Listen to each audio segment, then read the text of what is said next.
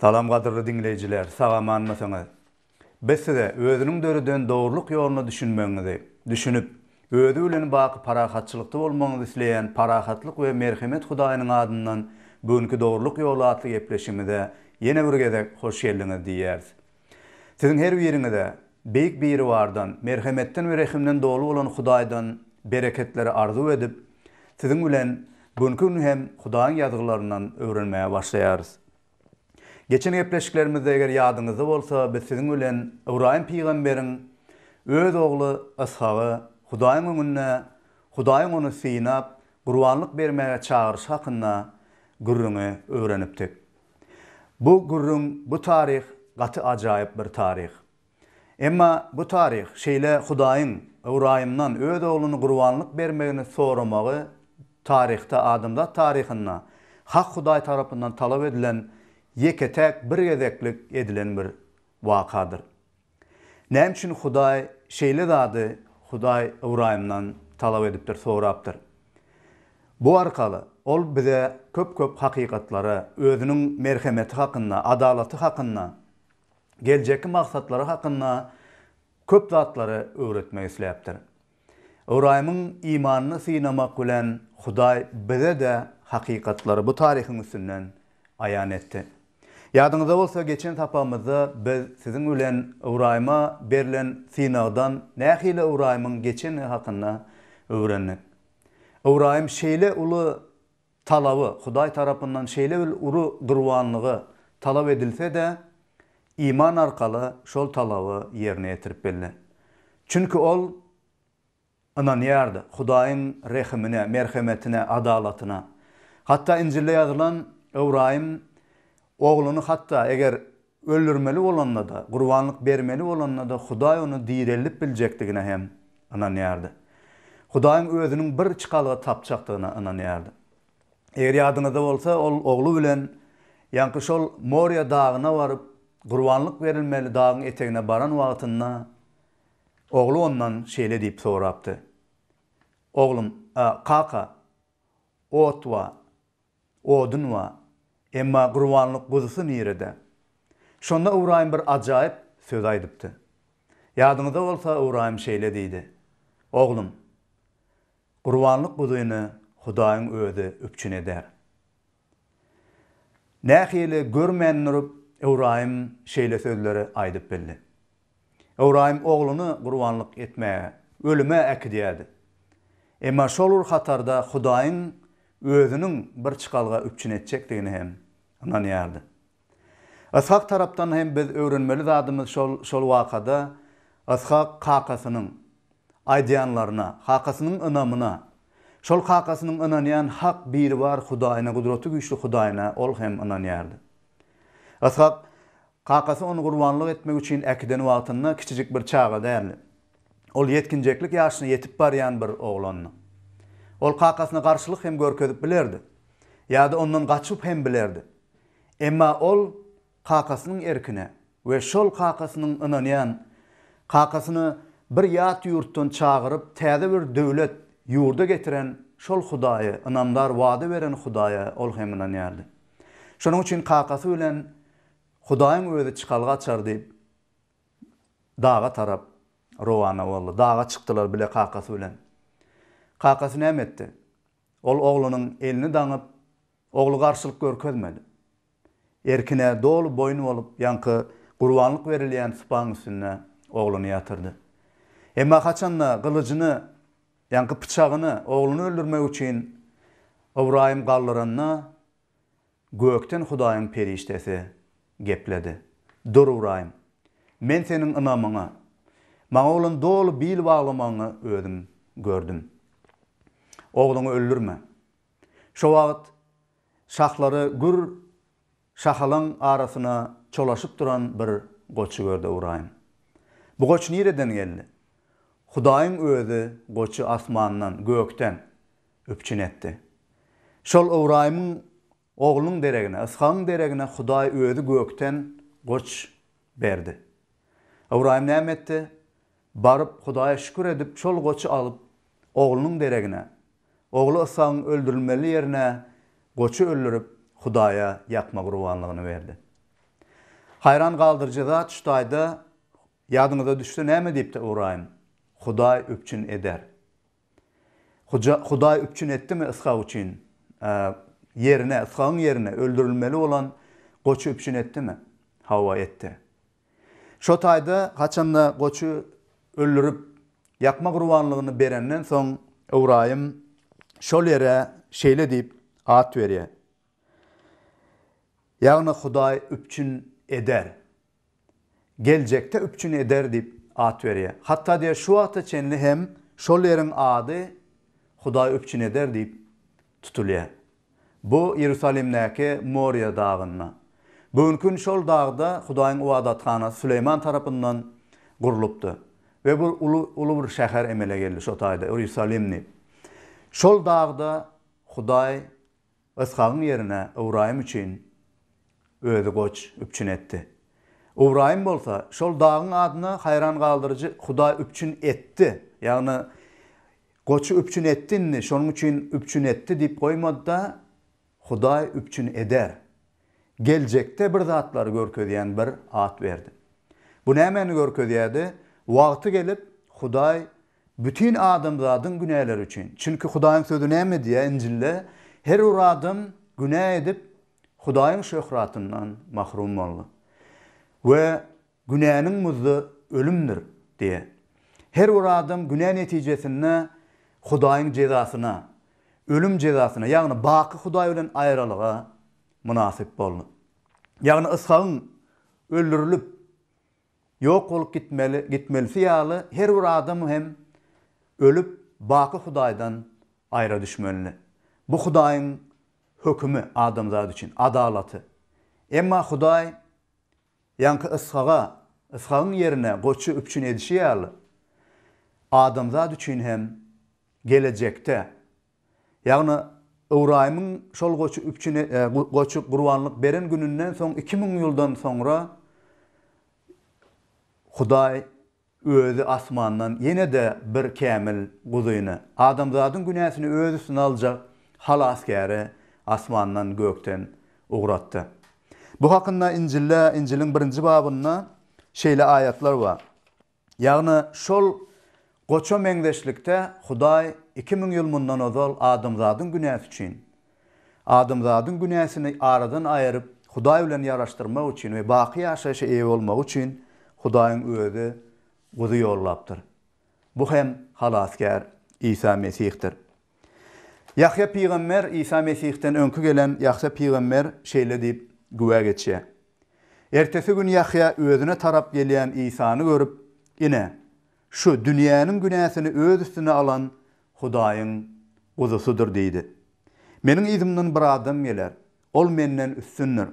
Çünki ol menden owal bardy" diýip aýdanym. Ine şudur. Seredin, ýanky İsa Mesih hakynda Yahya peýgamber näme diýdi? Ine şu dünýäniň günäsini öz üstüne alan Hudaýyň guzusudur. Ýagny şol Ibrahim anam bilen Hudaý öpçün eder diýen wadasy İsa Mesihde amal açdy. Hudaý öz wadalaryna hemişe de inanardyr. Çünki Hudaý adamzady söýýär. Şonuň üçin näme diýär? 3-nji bab Yahya 3-nji bab 16-njy ayatda şeýle diýär.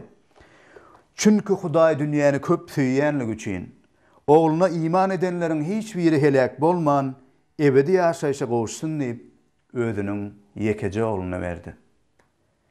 Görşüňiz ýaly Ibrahim'in oğlunun yerine Hudaý çirksiz, hiç bir günäsiz goçu asmandan gökten öpçün etdi. Näme üçin? Çünki Hudaý Ibrahim'i söýýärdi. Çünki Hudaý Iskaga söýýärdi. Onuň ölüp baky günäleri netijesinde dowda hoduna dıňylmagyny islemedi. Şonuň üçin simbol hökmünde de we şol wagtda onuň janyny halas etmek üçin hem Hudaýyň özi goçu öpçün etdi. 2000 ýyl mundan ozal hem Hudaý şol wada edenni İsa Mesihde berja etdi. Näme diýär? Çünki Hudaý dünýäni köp söýýänligi üçin. Çünki Hudaý seni köp söýýänligi üçin özüniň ýekeje ogluny, ýagny gökde özü bilen bile bolan ogul diýenni köp adamlar düşünýär. Ýagny bu bir tebiği manyda Hudaýyň çagasy bolup durmy näme? Şoň üçin ogul diýilýärmi diýip düşünýärler. Ýok. İsa Mesih Hudaya degişledi. Hudaýyň içindedir. Başgaça aýdylanda ol Hudaýyň sözüdür diye. Şonuň üçin şol söz, ozal başda bar bolan, Hudaý bilen bile bolan iň gymmatly zady İsa Mesihi gökden gurbanlyk gowy hökmüne ýeri berdi. İsa hem yere gelip adamzadyň günäleri üçin öz ganyny, öz janyny haçda gurban etdi. Emma ol ölmek bilen, diňe bir ölmek bilen galman, ölümi ýeňne we baky ýaşaşyň barlygyny bize suud edip görkezdi. Şeytanyň üstünden ýeňiş gazandy. Ve 3-nji gün İncil aýda ol ýene de diýerelle.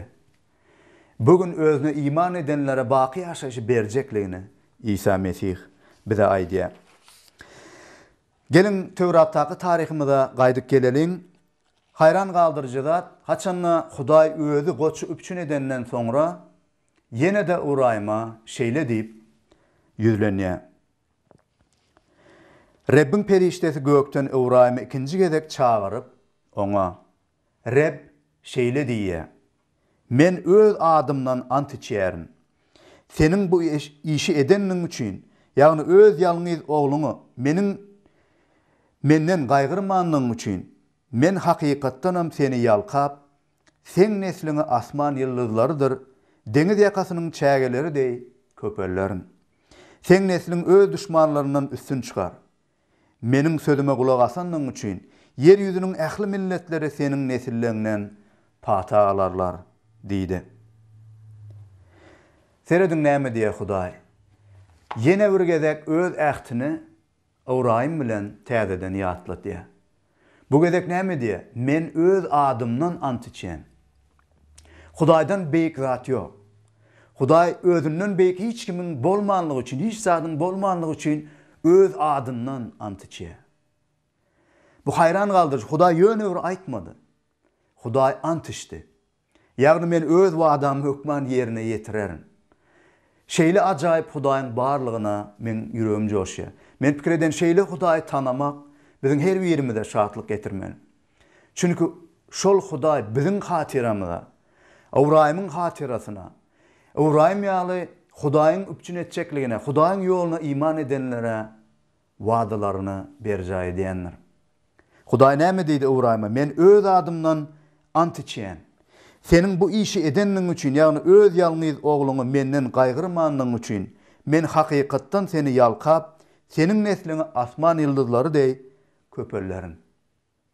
Ondan başga ýene näme diýär? Seniň nesliň öz düşmanlaryndan üstün çykar.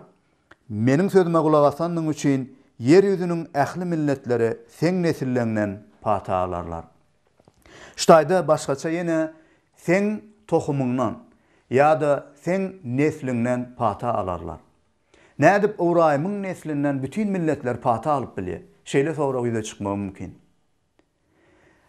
Bu taýda Hudaý Uraýymyň imany ýaly iman etjeklerin wagty gelende Uraýymyň neslinden gelip çykjak halaskara iman edenne ähli milletleriň pata aljaklygyny aýdýar. Galatlılar 3-nji babda täzäkde şeýle sözler aýdýar. Galatlılar 3-nji babı okak görelim. Biziň diýerlerimize düşündürüş berýär.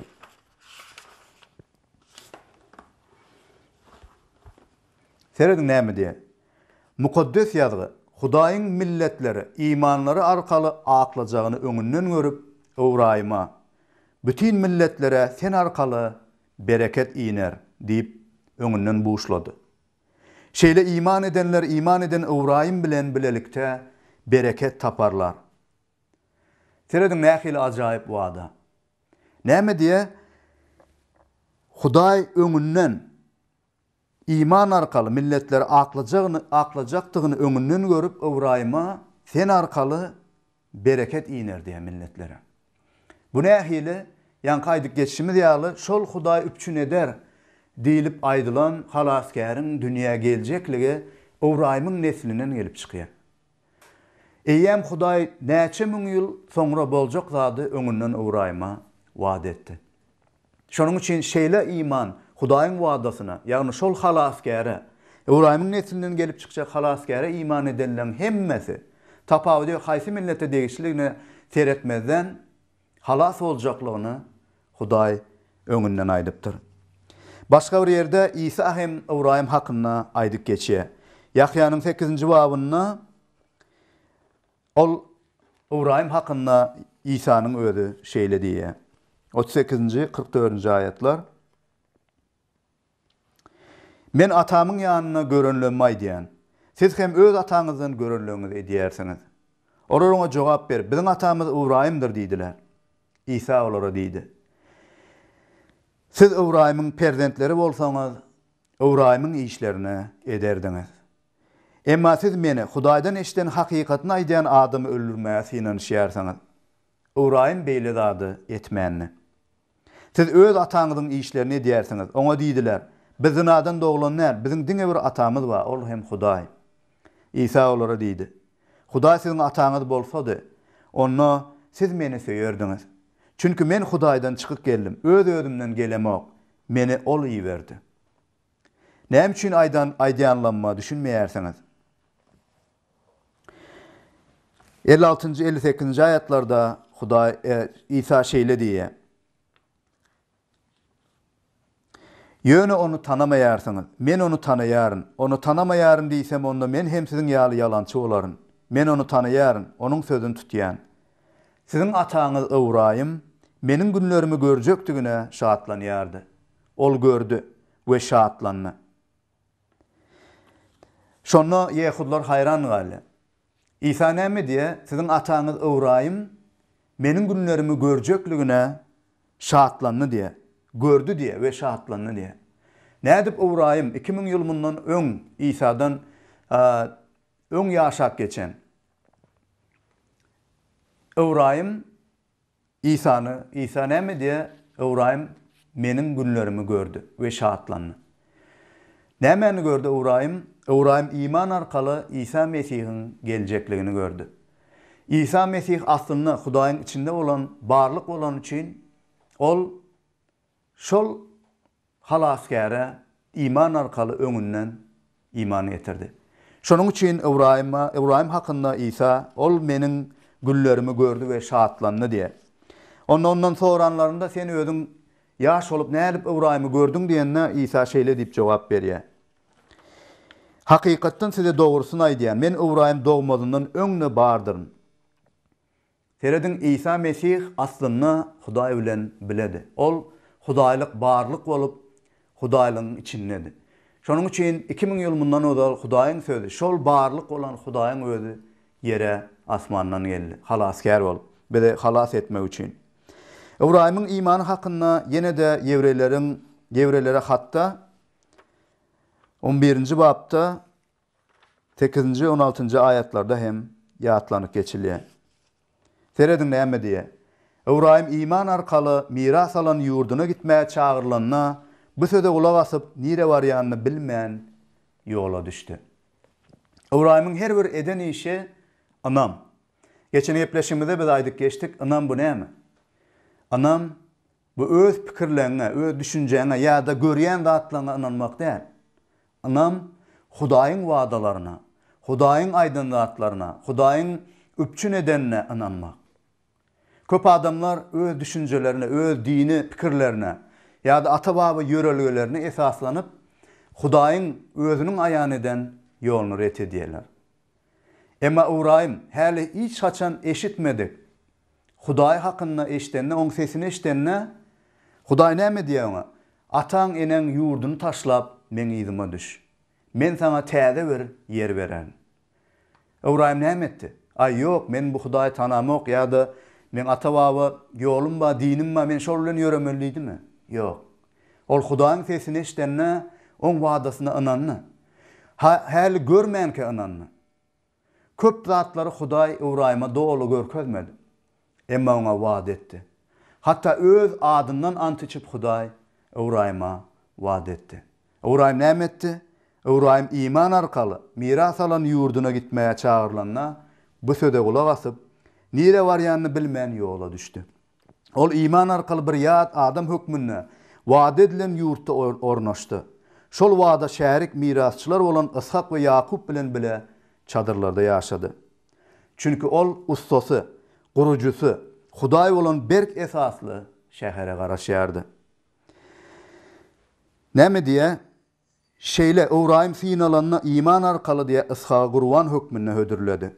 Wa'dalary alan hakyna senin neslin Ishak bilen dowam eder diýip aýdylan şol ýalňyz ogluny hödürledi.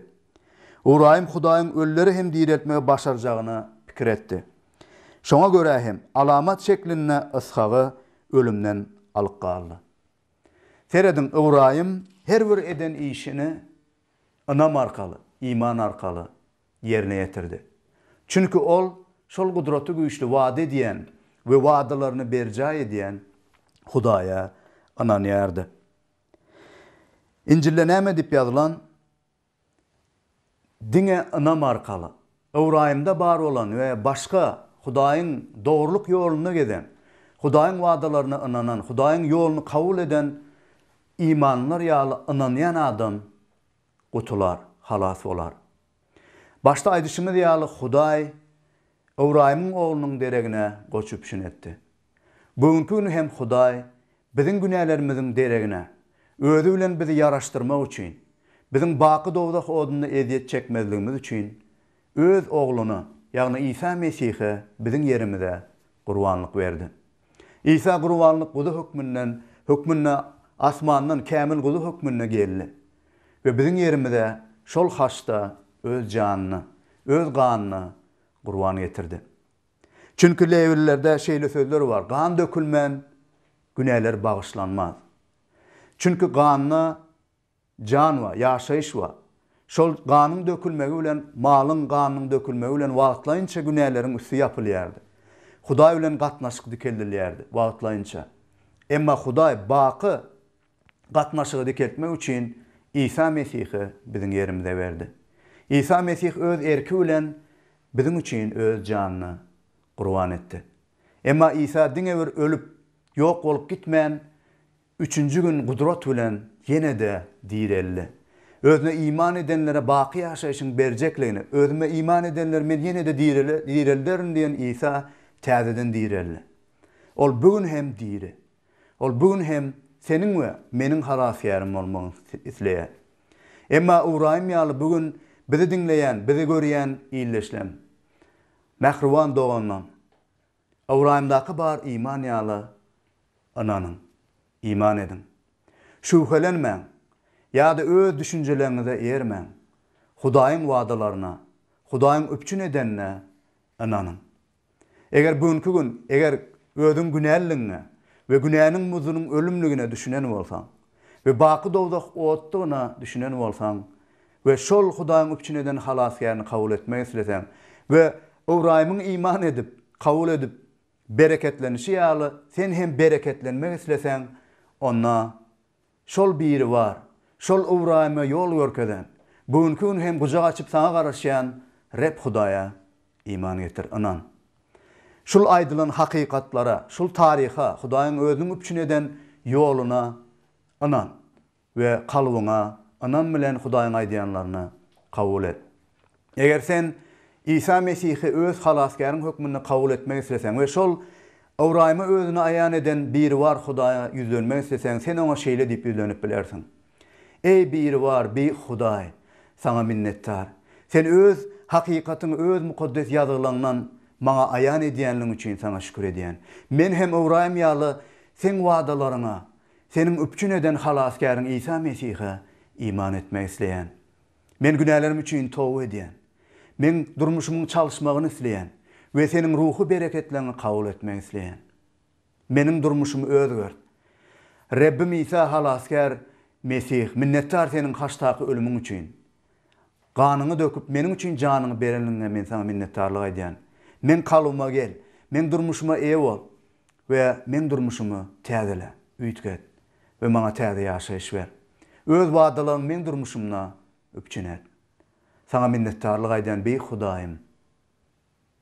Amin. Sen ine şu aýdylan dilek bilen eger isleseň Hudaýa ýüzlenip bilersiň.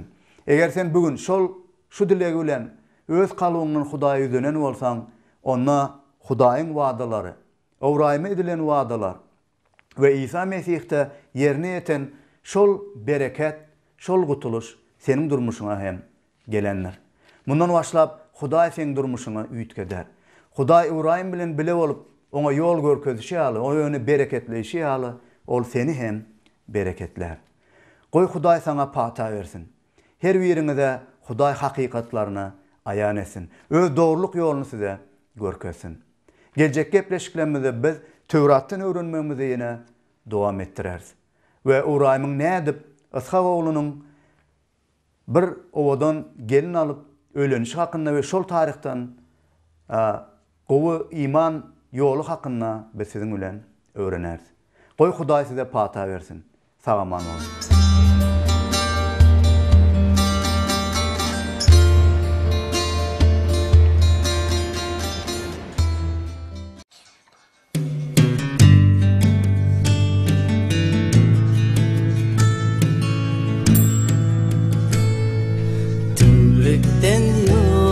Açyan bir bağ, şeytanı haçta yengen bir bağ.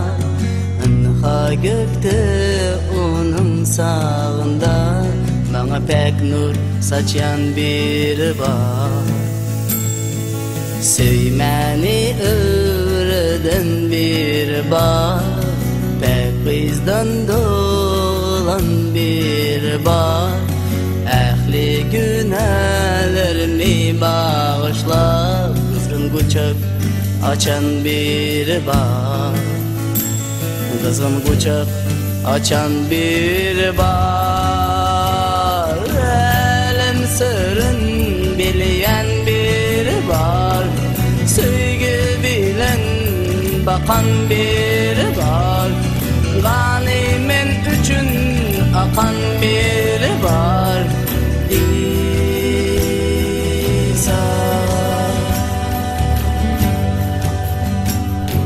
Söymesem de söyleyen bir bar, mening üçün ölen bir bar. Haça bir güne çüylenen bar, bana köngülü beryen bir bar. Bana köngülü beryen bir bar. Elem sırrın bilyen bir bar. Söygü bilen bakan bir bar. Ganimin üçün akan bir bar. İsa tümlükten yol açyan bir bar. Mening üçün ölen bir bar. Ähli günahlarımı bağışla, kızgın guçak açan bir bar. Kızgın guçak açan bir bar. Elem sırrın bilen bir bar. Söygü bilen bakan bir bar. Ganimen üçün akan bir bar. İsa elem sırrın bilen bir bar. Söygü bilen bakan